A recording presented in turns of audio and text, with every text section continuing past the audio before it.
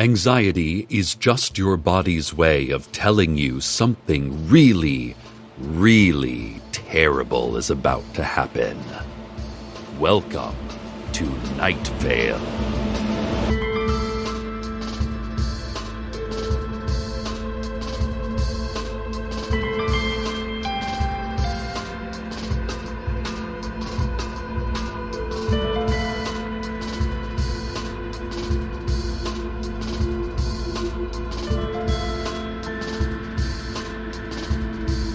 Three bodies were found behind the pancake house this morning. Oh, sorry, I didn't mean to sound so chipper. It must be the coffee. I just started caffeine again. Do over. 3 bodies were found behind the pancake house this morning. The cause of death has been identified as drowning.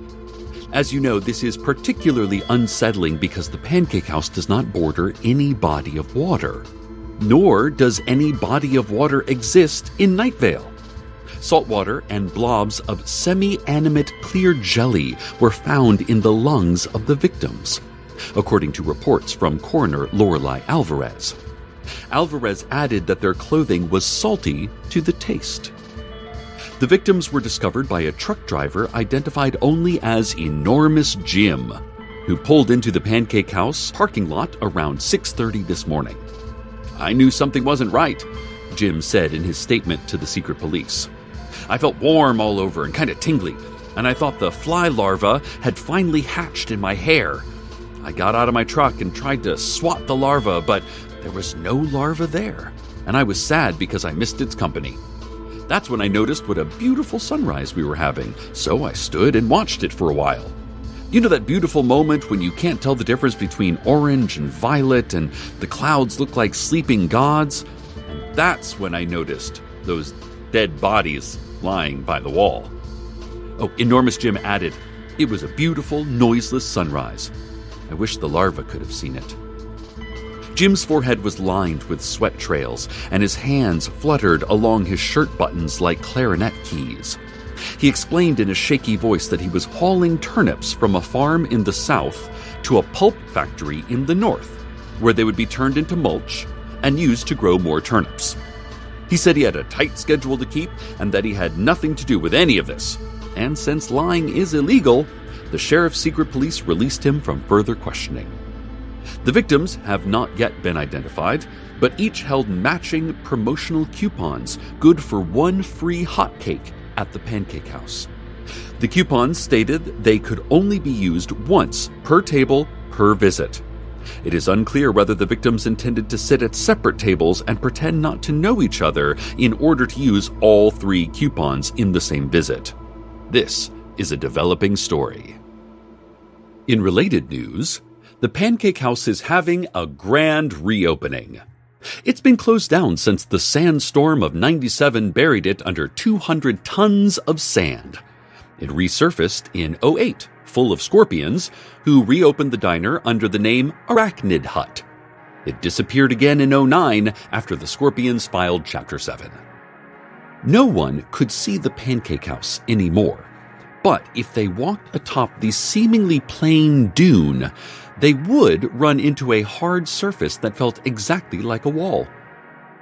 Teenagers who had scratched heart-swaddled initials into the invisible concrete blocks could still feel the impression of their etchings suspended in the nothingness.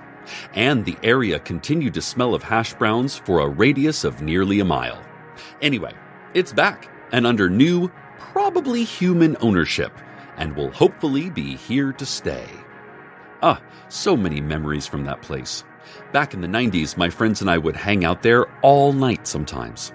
There was a young woman who sat in the corner booth and analyzed people's dreams for $1.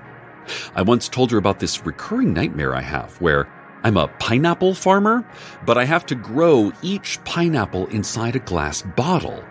And when the pineapples grow big, the bottles break, and I'm left standing in a field of broken glass. And sometimes when I woke up, I had little cuts all over the bottoms of my feet. I don't remember what the woman said it means, but I found out later that she was Nina Gordon, front person for alternative rock band Veruca Salt. There was a lot of great memorabilia in the pancake house, like old postcards and ceramic chickens with human fingers for eyes, and this cool antique jukebox that would automatically play Buddy Holly's Every Day whenever someone in town was about to die. I loved that place. Oh, we've just received word from the coroner's office that more salt water has been discovered. This time in the potholes near the controversial new roundabout in Old Town. Alvarez also found blobs of clear jelly floating there, similar to those found in the lungs of the drowning victims. Samples of these blobs were collected by a Girl Scout splinter faction known as the Onyx Fist and brought to the Marine Biology Association for further examination. A Girl Scout member and apparent leader of the Onyx Fist, named Brandy Lance, said, "We knocked on the marine biologist's door and heard muffled shouts and loud crashes coming from inside. Then the blinds closed and the lights went out. When we forced our way in using telekinesis, I earned my Mountain Mover badge last year. We heard the back door slam shut. The only thing we found inside was a scribbled note that said, 'Closed for the day.' But it was just lying on the floor, not posted anywhere." Brandy said her troop will not rest until they track and locate the missing biologists. Good luck, kids. We'll be waiting for your updates. And now, traffic. As I mentioned earlier, there is a controversial new traffic roundabout in Old Town. The problem is, no one knows how a roundabout works. If you go to the right, when you should go to the left, your headlights explode. If you go left when you should go right, you get a phone call that one of your family members is in the hospital. If you hesitate, a stranger dies. And if you just keep going, you'll never stop. You'll never, ever, ever stop. You'll drive endlessly, aging at a steady rate, watching the terrain change, the seasons pass, and you'll wonder, have I ever stopped? Have I ever stood still, or slept, or sat in a chair that wasn't hurtling ceaselessly into the future? The emergency almonds you keep in the glove compartment can only sustain you for so long. What happens then? There's only like 15 of them in an airline bag, and you've never even been on a plane. Where did you get them? Are they safe to eat? They've been in there a really long time. Probably since you got the car. Maybe they came with the car. You've started to forget things like your name and where you bought this car. Was it at a dealership or from someone on Craigslist? Did you build the car yourself or manifest it with your mind? You find the owner's manual, but you can't read it for some reason. It's either in another language or you've lost the ability to read. The letters rearrange themselves and fall off the page. Your leg is burning where the letter L has landed on your knee. L. You remember the letter L? At least there's that. This has been Traffic.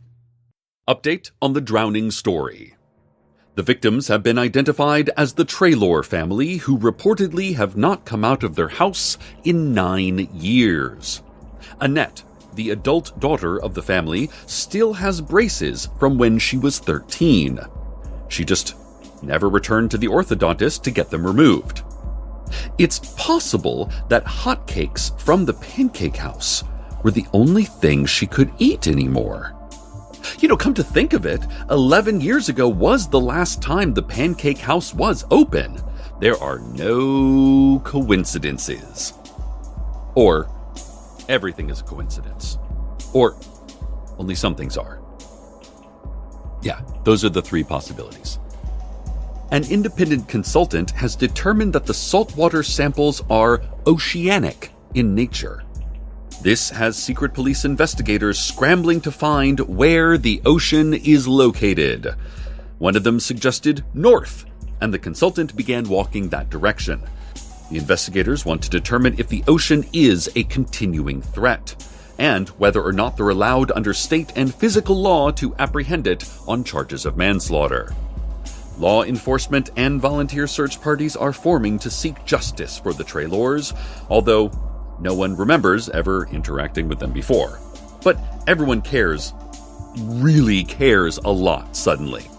The silver lining in events like these is the togetherness it brings to a community. Right before the paranoia and blame shifting sets in and divides it further into an ever-widening chasm, but let's just try to enjoy the unity while we have it. Ooh, speaking of togetherness, it looks like Carlos has brought a picnic lunch for us to eat here at the station. Aw, what a nice surprise, hon.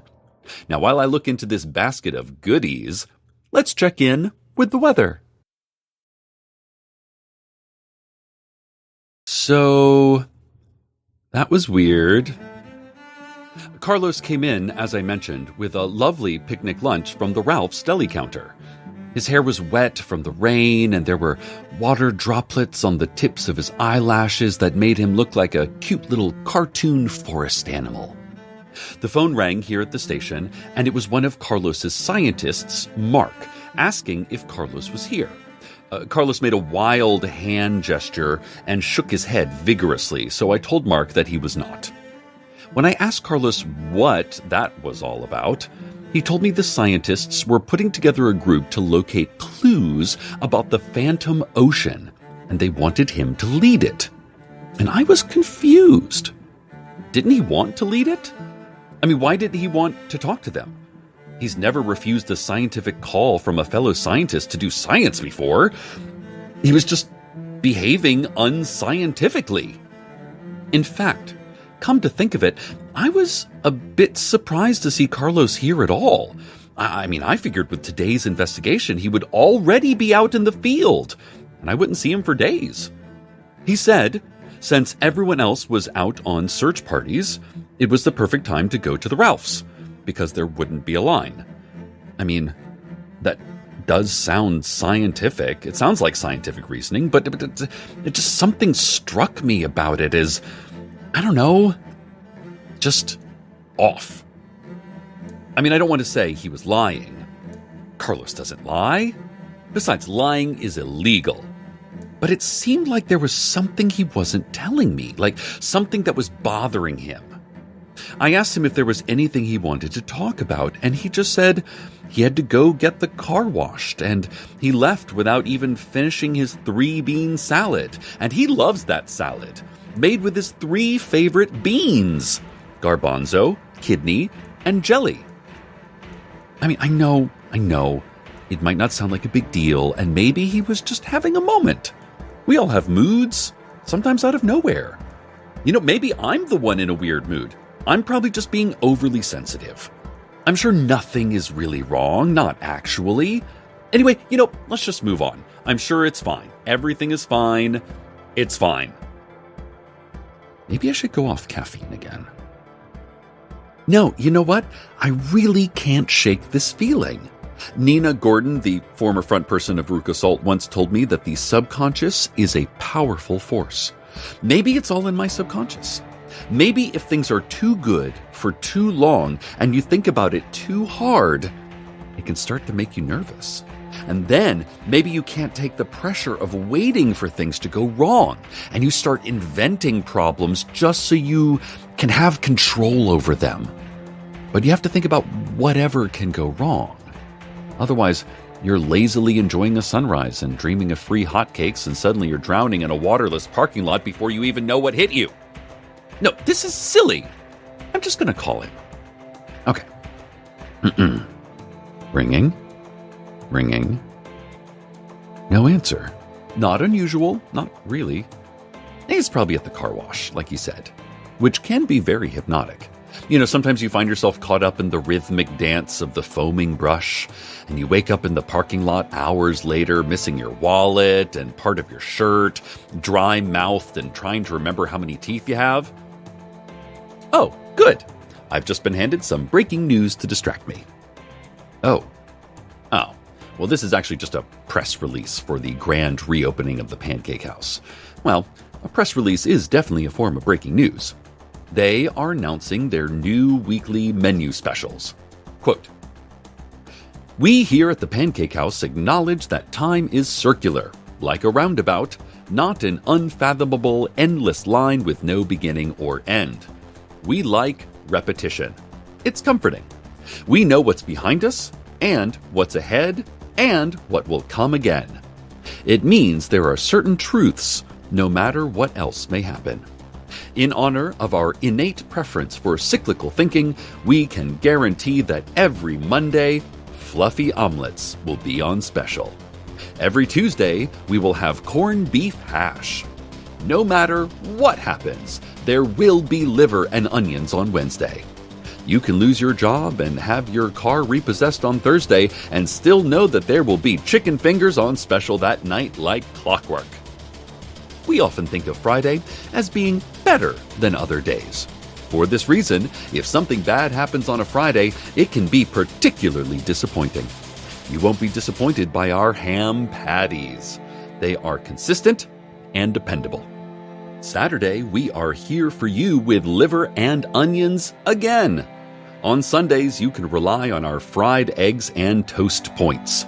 They will provide you with unwavering support, even if something really bad happens. Even if you don't know what you're doing at all anymore. Even if all the buildings suddenly seem slanted to the right by a few degrees, and everything that used to look yellow now smells yellow. You can always come to the Pancake House, no matter what happens. Oh, well, that's a nice sentiment. Oh, it also has a coupon attached here. Good for one free hot cake, one per table per visit. That's very nice. Okay, I'm just going to try and call Carlos again. Straight to voicemail this time. Well, that happens. Everything's fine. He always forgets to charge his phone. I tease him about it.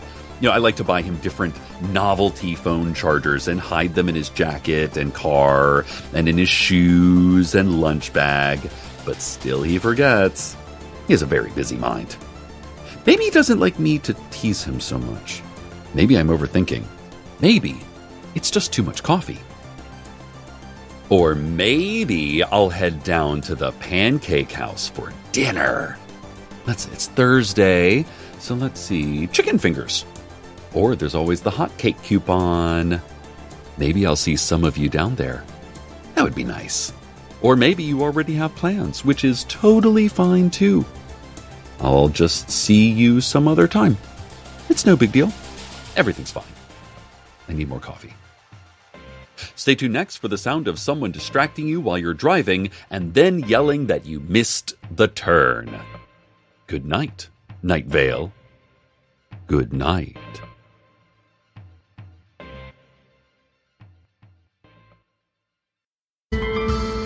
Welcome to Night Vale is a production of Night Vale Presents. This episode was written by Bree Williams, with Joseph Fink and Jeffrey Craner, and produced by Joseph Fink. The voice of Night Vale is Cecil Baldwin. Original music by Disparition. All of it can be found at disparition.info or at disparition.bandcamp.com. This episode's weather was Lake Full of Regrets by Divine Karama, featuring River Green and Devin Roberts from the album King Tucky. Link in the show notes.